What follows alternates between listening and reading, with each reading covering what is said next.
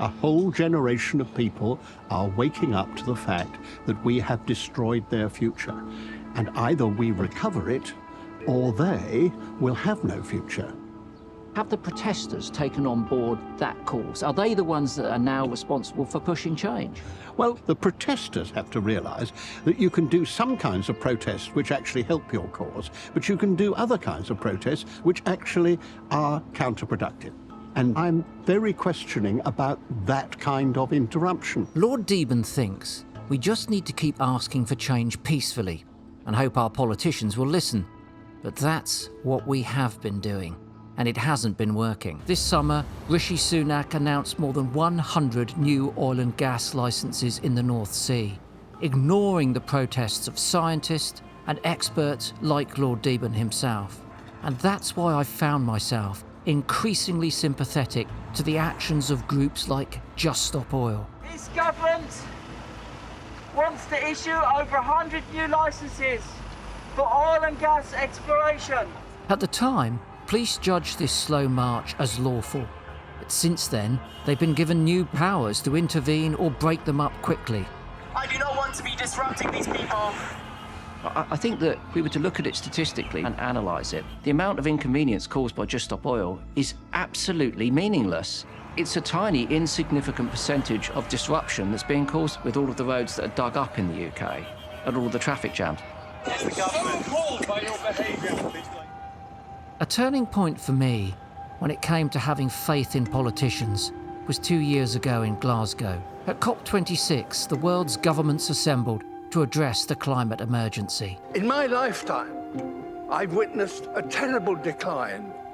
In yours, you could and should witness a wonderful recovery. That desperate hope is why the world is looking to you and why you are here. The world listened, and by 9:30 the next morning, the world had forgotten. And certainly all of those politicians had forgotten. I'm on my way to Sweden to meet one of the most radical voices in the climate movement.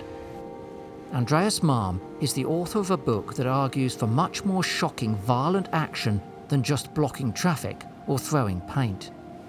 Andreas, in 2021, you published How to Blow Up a Pipeline. Your inference is that these peaceful mass protests are not working. Pipelines are the actual part of the problem. So people in the climate movement should disrupt them. That doesn't necessarily have to mean that you put explosives on the pipelines and blow them up.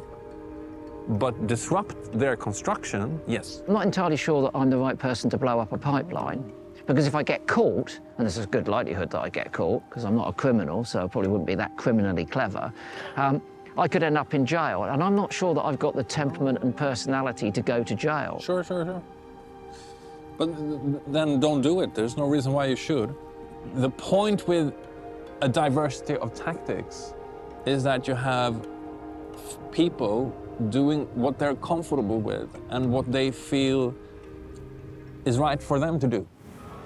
Swedish activist Andreas thinks disrupting the lives of ordinary people is the wrong way to fight back.